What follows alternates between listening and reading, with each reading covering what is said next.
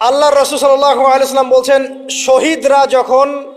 শহীদদের আত্মা যখন আল্লাহর কাছে পৌঁছায়, আল্লাহ রাব্বুল আলামিন সেই আত্মাগুলোকে সবুজ রঙের কিছু পাখির মধ্যে প্রদান করেন এবং সেই পাখিগুলো আরশের নিচে লণ্ঠন আছে এখানে বসে থাকে এবং তারা জান্নাতের যে কোনো জায়গায় যায়, ঘুরে খাবার খায়, আবার ফিরে আসে। আল্লাহ পাক তাদেরকে বলেন যে তোমরা কি চাও, তোমরা কি চাও? শহীদরা কিচ্ছু বলতে পারে না। কি চাইবো? আল্লাহ এত নিয়ামত দিয়েছেন, কি চাইবো? যখন আল্লাহ বারংবার প্রশ্ন করতে থাকেন, তোমরা কি আর কিছু চাও, তোমরা কি আর কিছু চাও, তোমরা কি আর কিছু চাও, তখন শহীদরা শেষে বুঝে যে আমাদের কিছু না কিছু তো বলতে হবে এখন। তখন তারা বলে, হে আল্লাহ, আমরা আরো একবার পৃথিবীতে যেতে চাই এবং তোমার পথে জীবন দিয়ে আবার ফিরে আসতে চাই। আল্লাহ পাক বলেন, এই সুযোগ তো আর নেই, অতএব তোমাদের আর কিছু চাওয়ার নেই, তোমরা এখানেই থাকো। আরেকটা হাদিস শোনেন, রাসূলুল্লাহ সাল্লাল্লাহু আলাইহি ওয়াসাল্লাম বলেছেন, এই হাদিসটা ওমর রাদিয়াল্লাহু আনহু থেকেও এসেছে, যে তোমরা যদি, হে মানব জাতি বা হে মুসলিমরা, তোমরা যদি আল্লাহর কুল করতে, ভরসা করার মতোই ভরসা করতে, আল্লাহ পাক তোমাদেরকে পাখিদেরকে যেমন করে রিজিক দেন, তোমাদেরকে ঠিক সেইভাবে রিজিক দিতেন। তোমরা কি লক্ষ্য করো না যে পাখিরা খালি পেটে বের হয়ে যায় বাসা থেকে সকালবেলা এবং সন্ধ্যাবেলা ভরা পেটে বাসায় ঢোকে? আপনাকে যে তিনটা হাদিস শোনালাম, এই তিনটা হাদিসে একটা শব্দ হচ্ছে কমন। শব্দটা কি বলেন?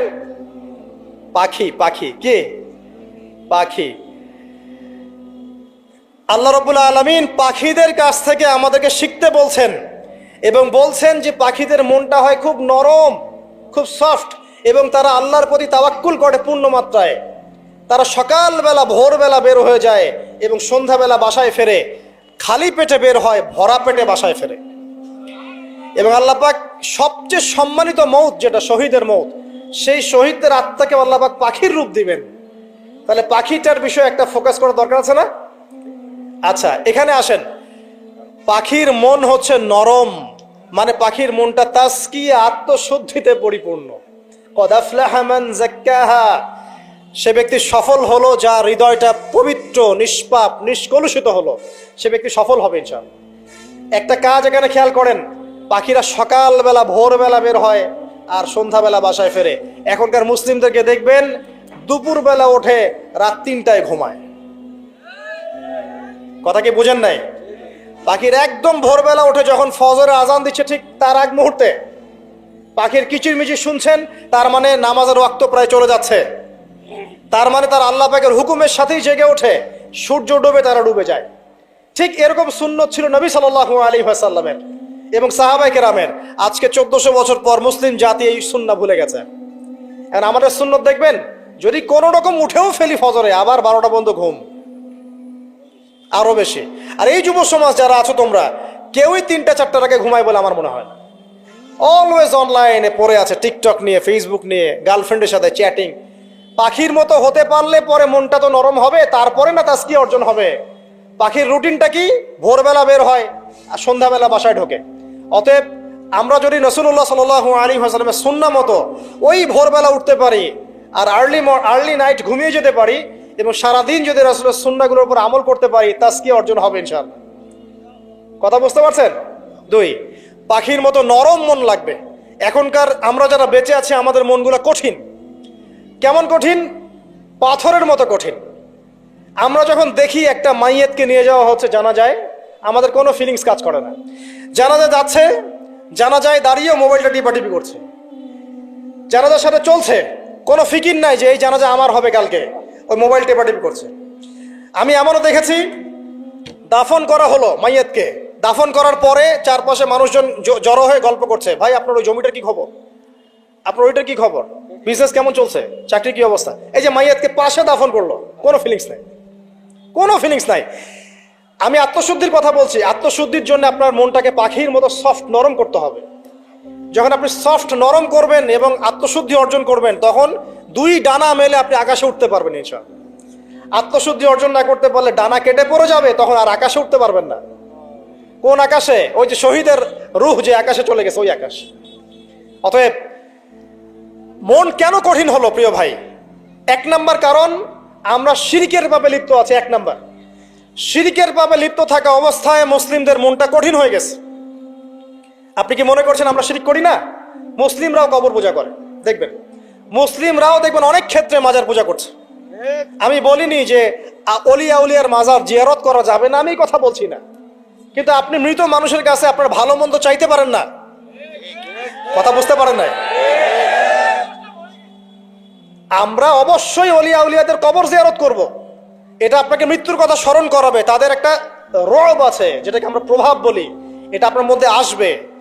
আমরা অবশ্যই জিয়ারত করব, জিয়ারত করতে বলেছেন নবী সাল্লাল্লাহু আলাইহি ওয়াসাল্লাম, কারণ এটা আপনাকে পরকালের কথা কি করবে, স্মরণ করাবে। ওমরা করতে যান, আল্লাহ পাক সবাইকে তৌফিক দান করুন ওমরা হজ করার এবং বড় হজ করার, আমি দোয়া করি। ওখানে সবচেয়ে সেরা যে দৃশ্যগুলো দেখা যায় তার মধ্যে একটা রাসূলুল্লাহ সাল্লাল্লাহু আলাইহি ওয়াসাল্লামের রওজা। ওখানে গেলে চোখের পানি ঝরে না এমন কোনো মুসলিম নাই, আছে? নাই। আরেকটা সবচেয়ে মন নরম করা একটা দৃশ্য হচ্ছে জান্নাতুল বাকি, যেটা আমরা বাকিউল গারকাত বলি, যেখানে আপনি দেখবেন সাহাবায়ে কেরাম রাদিয়াল্লাহু আনহুমের কবর, যতদূর চোখ যায় তাদের কবর, কবরের কোনো মাজার নাই, সেখানে কোনো তাওয়াফ হচ্ছে না কবরকে কেন্দ্র করে, সেখানে কবরে কেউ ফুল চড়াচ্ছে না, একটা ছোট্ট পাথর দেখা যায় খেলে, আর কিছু না। পৃথিবীর সবচেয়ে শ্রেষ্ঠ মানুষগুলো সেখানে শুয়ে আছেন। ওখানে গিয়ে দাঁড়াবেন, দেখবেন নিজেকে তুচ্ছ বলে মনে হবে, মনে হবে আমি এই পৃথিবীতে আর কি করছি, সেরা মানুষগুলি মাটির নিচে, আমি এখানে কি করছি। তো দেখুন প্রিয় ভাইরা, অবশ্যই অলিয়া উলিয়াদের কবর জিয়ারত করবেন, কিন্তু মৃত ব্যক্তি আপনার কল্যাণ করতে পারবে, অকল্যাণ করতে পারবে?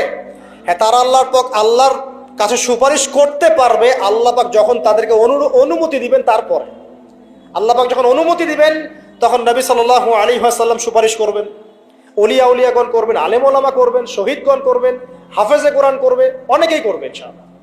আল্লাহ পাক আমাদের তাকদীরে এইসব সুপারিশ নসিব করুন, বলিনা আমিন। মুসলিমরা আজকে শিরিক করছে অনেক ক্ষেত্রেই। দেখবেন হাতে একটা এই যে বালা পরে আছে, খুলে না। কেন খুলেন না ভাই? বলে যে এটা খুললে যদি রোগ হয়, রোগ দেওয়ার মালিক কে? ওই বালা না আল্লাহ? এই যে আপনার বিশ্বাস জন্মে নিয়েছে, এই যে বিশ্বাসটা জন্মিয়েছে আপনার হাতের উপরে, এই বালার উপরে, এটাই শিরক, এটাই শিরক। যদি আপনি বিশ্বাস করেন যে এটা হাতে থাকলে আপনি সুস্থ থাকবেন, হাত থেকে খুলে পড়ে গেলে আপনি আর বাঁচবেন না, এই যে কল্যাণ অকল্যাণের মালিক আপনি কাকে করলেন? ওই বালাকে করেছেন, আল্লাহকে করেন নাই। এখানে শিরক হয়ে গেছে, খুবই সূক্ষ্ম শিরক। আপনি নামাজ পড়ছেন মনে করেন, এখন কিছু মানুষ আসলো, এখন দেখছেন যে হুজুর তো আমার নামাজ দেখছে, নামাজটা খুব সুন্দর করে পড়ার চেষ্টা করলেন, লম্বা নামাজ, সেজদায় গিয়ে আর উঠছেন না, খুব সুন্দর নামাজ পড়ছেন। এই যে মানুষকে দেখানোর জন্য নামাজটা পড়ছেন, এটা শিরক। এটা কি? এটাও শিরক। এই যে গণক বসে আছে রাস্তার পাশে, দেখবেন টিয়া পাখি নিয়ে, তারপরে যে কাগজ নিয়ে, আসেন ভাই ভাগ্য পরীক্ষা করে দেই। আরে ভাই, তুমি যদি মানুষের ভাগ্যই পরীক্ষা করতে পারবা, তো তুমি রাস্তার পাশে কেন? তোমার ভাগ্য কেউ পরীক্ষা করেনি কখনো? এতটুকু কমন সেন্স আমাদের নাই। ও যদি আমার ভালো মন্দ করতে পারে, ভবিষ্যৎ বলতে পারে, তাহলে ও রাস্তার পাশে বসে আছে কিছু? ওর তো প্রাইম মিনিস্টার হওয়ার কথা, এখন ওর তো ইলেকশন করার কথা। তো দেখেন, এই যে ওখানে গিয়ে আমরা কি করি, ভাই আমার হাতটা দেখে দেন, ভাই আমার অতীত বলে দেন, ভবিষ্যৎ বলে দেন, এবং এগুলো দিন দিন বাড়ছে। কিন্তু এই রাশিফল, কবিরাজি, গণকি, এগুলো দিন দিন বাড়ছে। এবং আমি লক্ষ্য করছি দিন দিন আরেকটা জিনিসও বাড়ছে, সেটা হলো জাদুবিদ্যার চর্চা করা। এবং গ্রামে গঞ্জে কুফুরি বাড়ছে না? কুফুরি করা, তাবিজ করা, বিচ্ছেদ করা, স্বামী স্ত্রীর বিচ্ছেদ করা, মেয়েকে বশ করা, সন্তানকে বশ করা, বাড়ছে না? সবই শিরক, এগুলো সবই কুফুরি। এগুলো মুসলিমরা করছে না? মুসলিমরা এসব শিরকে লিপ্ত আছে বলেই তো অন্তর কঠিন হয়ে গেছে। ফাকাসাত কুলুবুহুম, তাদের অন্তর কঠিন হয়ে গেছে। তো একটা হাদিস বলে এখানে খালি, নবী সাল্লাল্লাহু আলাইহি ওয়াসাল্লাম বলছেন, যদি কেউ কোনো গণকের কাছে যায়, গিয়ে বলে দেখেন তো আমার হাতটা একটু, ও কিন্তু বিশ্বাস করে না যে এ ভবিষ্যৎ বলতে পারে, খালি এমনি বলেছে একটু দেখেন তো, বলার সাথে সাথেই 40 দিনের নামাজ কবুল হবে না। আর যদি তার বলা কথায় বিশ্বাস করে যে হ্যাঁ তোমার ভবিষ্যৎ খুব ভালো, তুমি চাকরি পাবা, এটা করবা সেটা করবা, এবং সে বিশ্বাস করলো হ্যাঁ এটাই হবে, তখন নবী সাল্লাল্লাহু আলাইহি ওয়াসাল্লাম বলছেন সে যেন আল্লাহর পক্ষ থেকে যা নাজিল হয়েছে, মানে যে কোরআনুল কারীম, এই কোরআনকে যেন সে অস্বীকার করলো, মানে কুফরি করলো। এগুলো আমরা করছি না ভাই? অনেক কিছু করছে। আমরা স্তম্ভের পূজা করছি, অনেক মুসলিম আগুনের পূজা করছে। আগুন জ্বালিয়েছেন, মাথা নত করছেন কেন? আগুনের সামনে আপনি মাথা নত করবেন কেন? আপনি একটা স্তম্ভের সামনে, গাছের কাছে, গাছের সামনে দাঁড়িয়ে মাথা নত করে ধ্যান করবেন কেন? আপনি মেডিটেশন করছেন কি জন্য? আপনাকে নামাজ দেয়া হয় নাই? 5 ওয়াক্ত নামাজ দেয়া হয় নাই? নামাজের চেয়ে বড় মেডিটেশন কিছু আছে নাকি? আপনি ধ্যান করছেন কি জন্য? অনেক মুসলিম তো জিনের উপাসনা করছে, জানেন? অনেক মুসলিম জিনকে তাবে করার চেষ্টা করছে। আর জিন বলে একটা জাতি আছে, এটা সত্য। তো এরকম প্রতিটা ক্ষেত্রে শিরক আছে। শিরক কথায় আছে, কাজে আছে, বিশ্বাসে আছে। দেখবেন মুসলিমরাই আল্লাহ ছাড়া অন্য কারো কাছে দোয়া করছে, মুসলিমরা নজর মানত করছে অন্য জায়গায়, আল্লাহর জন্য নজর মানত করছে না, অন্য কাউকে সন্তুষ্ট করার জন্য করছে। সন্তান হয় না, সন্তান হয় না, এখন কি হবে? সন্তান হয় না তো অমুকের কাছে যাও, সেখানে গিয়ে বকরি জবাই দাও, সন্তান হবে। সুবহানাল্লাহ। তো এই পদ্ধতি ইব্রাহিম আলাইহিস সালামের জানা ছিল না যে শেষ বয়সে তিনি বলছেন রব্বি হাবলি মিনাস সালিহিন? আপনি দোয়া করতে পারেন না? সন্তান হবে না কেন? আল্লাহ পাক তাকদিরে লিখে রাখলেন, অবশ্যই হবে। আর আল্লাহ পাক তাকদিরে না লিখলে কিভাবে হবে? তাকদিরে যে ব্যক্তি বিশ্বাস করে না সে ব্যক্তি হতাশ হয়। যা কিছু হচ্ছে আমাদের জীবনে সবই তাকদির, এর বাইরে একটা মানুষও যেতে পারবে না। তো প্রিয় ভাইরা, কথায়, কাজে এবং চিন্তায় আমরা অনেক শিরিক করছি। শিরিকের কারণে আমাদের অন্তর কঠিন হয়ে গেছে। আরো কেন কঠিন হচ্ছে? বেদাত। আমল করছেন নবীর সুন্নত মানার জায়গায় অন্য কিছু আপনি করছেন, এমন এমন কিছু আমল করছেন যেগুলোর সাথে রাসূলের সুন্নতের কোনো সম্পর্ক নাই এবং সাহাবীদের সুন্নতেরও কোনো সম্পর্ক নেই। এই ক্ষেত্রে গিয়ে আপনি বেদাত করছেন, বেদাত করে অন্তর কঠিন হয়ে যাচ্ছে। অন্তর কঠিন হওয়ার একটা বড় কারণ হচ্ছে হারাম রিজিক। যখন আপনি হারাম রিজিকে যাচ্ছেন, সুদ, ঘুষ, আপনার দুর্নীতি, আপনার এই যে অন্যের সম্পদ আত্মসাৎ হয়ে যাচ্ছে। আমি কি বুঝাতে পারছি না? হারাম রিজিক যখন আপনার শরীরে ঢুকছে, অন্তরটা শক্ত হয়ে যাচ্ছে। একটা হাদিস যথেষ্ট। আল্লাহ রাসূল বলেছেন, ইন্নাল্লাহা তাইয়্যিব লা ইকবালু ইল্লা তাইয়্যিব। আল্লাহ পাক পবিত্র সত্তা, তিনি পবিত্র ছাড়া কবুল করেন না। আপনি 10টা হজ করে আসেন, চুরির টাকা দিয়ে, ডাকাতির টাকা দিয়ে, আত্মসাতের টাকা দিয়ে, দুর্নীতির টাকা দিয়ে, যদি কবুল হয় তাহলে কোরআন সুন্নাহ মিথ্যা হয়ে যাবে। নাউযুবিল্লাহ। কথা কি বুঝতে পারছেন না? আল্লাহ রাব্বুল আলামিন বলছেন আল্লাহ পাক পবিত্র ছাড়া কবুল করেন না। হারাম রিজিক দিয়ে ইবাদত কবুল হয় না। আমরা ওই যে রংপুর অঞ্চলে একবার ওই যে হারাগাছ একটা অঞ্চল আছে না, সেখানে গিয়েছিলাম। সেখানে মাশাআল্লাহ আবার বিড়ির অনেক ফ্যাক্টরি আছে। কিসের? বিড়ি তো হালাল নাকি? তামাক তো হালাল নাকি? তো সেখানে বিড়ি ফ্যাক্টরির অনেক মালিক আছে এবং তারা মসজিদ কমিটির অনেক দায়িত্বপ্রাপ্ত আর। মুসলিমদের গায়রত তো এখন নাই, মুসলিমরা এদেরকে আবার মসজিদ কমিটির সদস্যও বানিয়েছে। তো এখন মসজিদ কমিটিতে এসে তার প্রভাবে আর ইমাম সাহেব টিকতে পারে না। দুইজন বলে নামাজের পর হাত তুলে দোয়া করতে হবে, দুইজন বলে করা যাবে না। ঠিক আছে? এই নিয়ে ক্যাচাল। এই ক্যাচাল হতে হতে দেখা গেল এক পর্যায়ে মারামারি পর্যন্ত হয়েছে। মসজিদ ভাগতো হয়েছে, মারামারিও হয়েছে। তো সেখানে আমাকে দাওয়াত করেছিল যে ওয়াজ করার জন্য। তো দোয়া করার কথা বলছে। তাই আমি বললাম যে দোয়া করে লাভ কি? দোয়া করলেই বা কি, না করলেই বা কি? রিজিকটাই তো হারাম। আপনি তো তামাকের টাকা খাচ্ছেন, তামাক। আপনি মাদকের টাকা খাচ্ছেন, এটা কি হালাল না হারাম? তো হারাম টাকা দিয়ে হাত তুলে দোয়া করলেই কি, না করলেই কি? দোয়া তো উঠছে না উপরে। আগে হারাম রিজিক ছাড়েন, তারপর দোয়া করুন। তো রিজিক হারাম হওয়ার কারণে আমাদের কি হচ্ছে? অন্তরটা কি হচ্ছে ভাই? কঠিন হচ্ছে। ওই পাখির মতো আর মুক্ত আকাশে উঠতে পারবে না। তারপরে সামনে যান, আরো কেন কঠিন হয়? বস্তুবাদিতা, দুনিয়া। সারাদিন দুনিয়ার ফিকির, দুনিয়ার চিন্তা। খাবো কি, পরবো কি, ব্যাংক ব্যালেন্স, টাকা পয়সা, স্ট্যাটাস, সারাটা দিন দুনিয়ার দুনিয়া। ঘুম থেকে ওঠা থেকে নিয়ে শুরু করে ঘুমানো পর্যন্ত খালি দুনিয়া। যারা দুনিয়ার নেশায় মত্ত হয়ে আছে, এদের অন্তরটা কঠিন হয়ে যায়। এই অন্তরটা পাখির মতো হতে পারবে না। ঠিক আছে কথা? যারা দুনিয়ার নেশায় মত্ত হয়ে আছেন, এই অন্তরটা কঠিন হয়ে যাবে, পাখির মতো হতে পারবে না। তারপর কি? আরো সামনে যান, দিনই জ্ঞান চর্চা না করা অন্তর কঠিন হওয়ার কারণ। আর কি কারণ? পাপ করা, পাপ। যত বেশি আপনি পাপ করবেন, যত বেশি পর্ন দেখবেন, যত বেশি মাদক খাবেন, যত বেশি জুয়া খেলবেন, যত বেশি অহেতুক সময় নষ্ট করবেন, যত বেশি আপনি অন্যের ক্ষতি করবেন, ঠিক আছে, নিরপরাধ মানুষের উপর নির্যাতন করবেন, যত বেশি আপনি পাপ করবেন, পাপ। এই পাপ করতে করতে করতে মানুষের অন্তর কঠিন হয়ে যায়। ইবনুল কাইয়্যিম রাহিমাহুল্লাহ বলেছেন যে পাপ করতে থাকলে মানুষের অন্তর কঠিন হয়ে যেতে থাকে এবং ইস্তেগফার আর জিকির করলে গিয়ে মানুষের অন্তর আবার নরম হতে থাকে। পাপের উপর পাপ করতে থাকলে মানুষের অন্তর কঠিন হতে থাকে। এ বিষয়ে রাসূলুল্লাহ সাল্লাল্লাহু আলাইহি ওয়াসাল্লাম বলেছেন, যখন মানুষ একটা পাপ করে কলবের মধ্যে একটা কালো দাগ পড়ে যায়, যখন আরো একটা পাপ করে আরেকটা কালো দাগ পড়ে যায়। এভাবে যখন পাপ করতেই থাকে তখন পুরো কলবটাই কালিমা পূর্ণ হয়ে যায়। এই অবস্থায় যদি সে তওবা করে, আল্লাহ পাক মাফ করে দিবেন।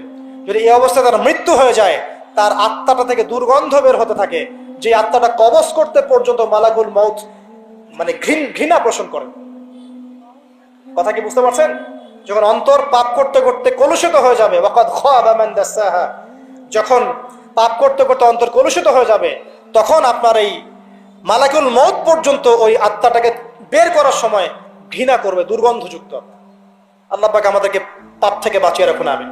এরকম কিছু কাজ আছে, বস্তুবাদিতা, শিরক, বেদাত, হারাম রিজিক, সারাদিন দুনিয়ার ফিকির নিয়ে থাকা, ঠিক আছে, অন্যের ক্ষতি করা, পাপ কন্টিনিউয়াসলি করতে থাকা, এবং দিন ছেড়ে দেওয়া, দিনের এলেম ছেড়ে দেওয়া, আল্লাহ পাকের আনুগত্য ছেড়ে দেওয়া, এই কাজগুলো করতে থাকলে মানুষের অন্তর কি হয়? কঠিন হয়ে যায়।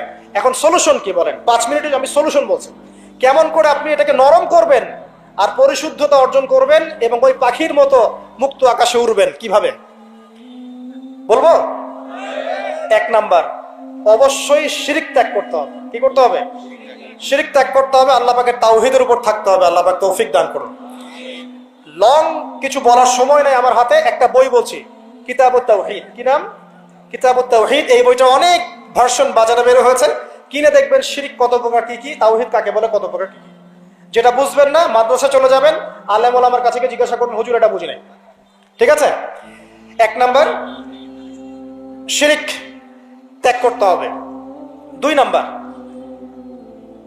আপনাকে তাওহীদে থাকতে হবে, এটা 1, অন্তর নরম করার কথা বলছি। 2 নাম্বার, সুন্নতের উপর আমল করতে হবে। ওই যে পাখির কথা বললাম, যে সকালবেলা বের হয় আর সন্ধ্যাবেলা কি করে? বাসায় ফেরে। খালি পেটে বের হয়, ভরা পেটে বাসায় ফেরে। তার মানে আমাদেরকেও সকাল সন্ধ্যাটা কাটাতে হবে নবী সাল্লাল্লাহু আলাইহি ওয়াসাল্লামের সুন্নত অনুযায়ী।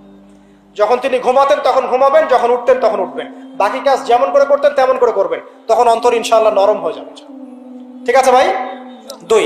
3 নাম্বার, 5 ওয়াক্ত নামাজ জামাতে। নামাজ আপনাকে যে কোনো পাপ থেকে বাঁচাবে ইনশাআল্লাহ। ভাই জেনা করছেন, নামাজ পড়েন। পর্নোগ্রাফি দেখেছেন, তাও তওবা করে নামাজ পড়েন। আপনি হারাম অ্যাফেয়ার্সে আছেন, হতাশ হয়েন না, নামাজ পড়েন। গোনা ছাড়তে পারছেন না, নামাজ পড়েন। সুদ খাচ্ছেন, নামাজ পড়েন। আপনি পতিতালয়ে গিয়েছেন, নামাজ পড়েন। বেপরদা চলছেন, তাও নামাজ পড়েন।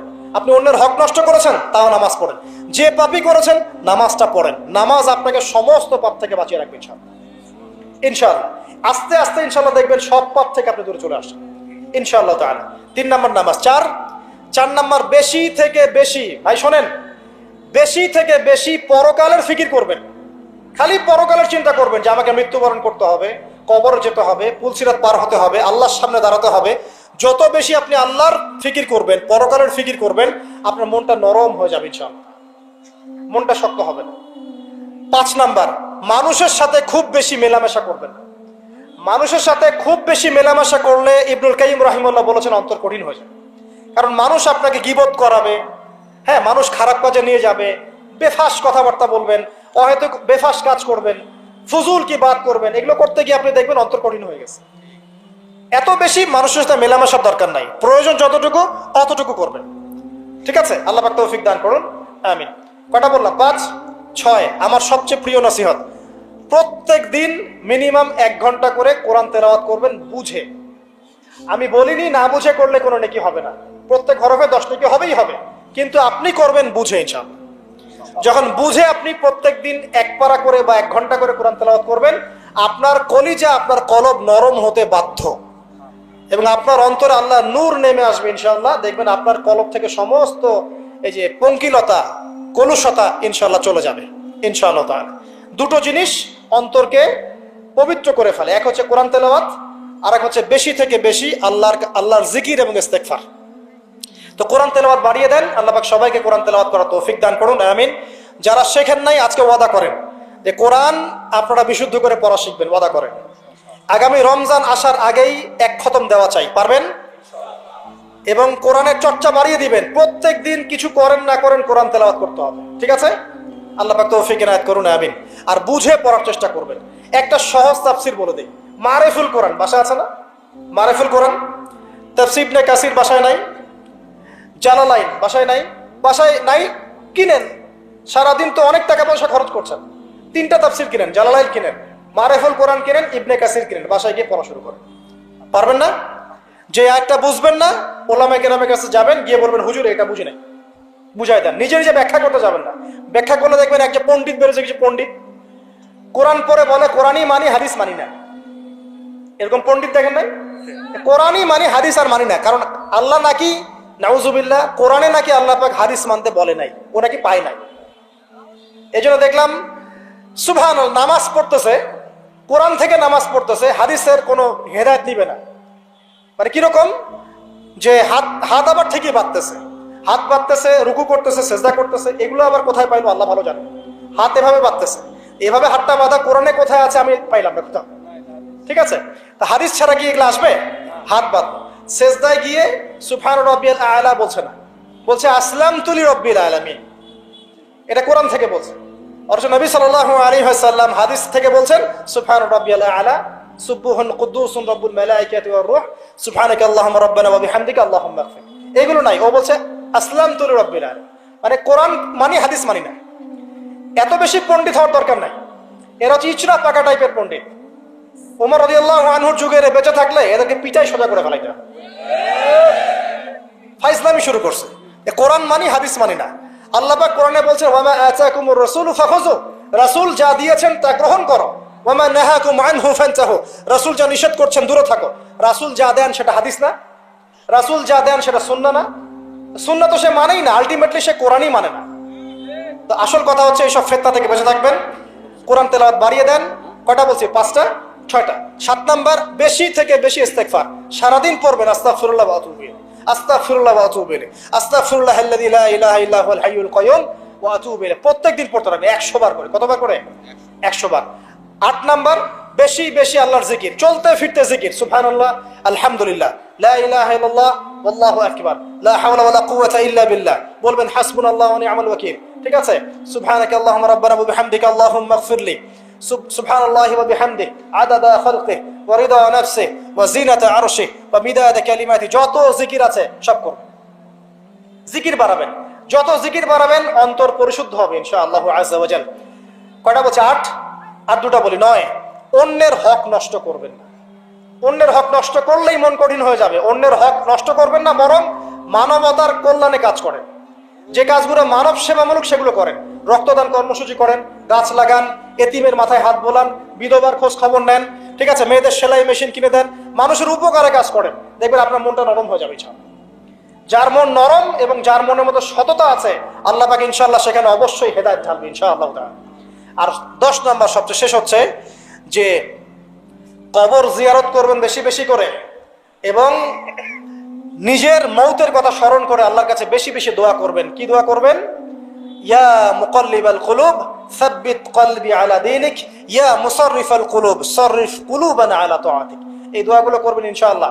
এবং কবর জিয়ারত করবেন সপ্তাহে সপ্তাহে, পারলে 2 দিন 3 দিন পর পর কবরস্থানে যাবেন, ইনশাআল্লাহ দেখবেন আপনার মন নরম হবে ইনশাআল্লাহ আযজা ওয়া জাল।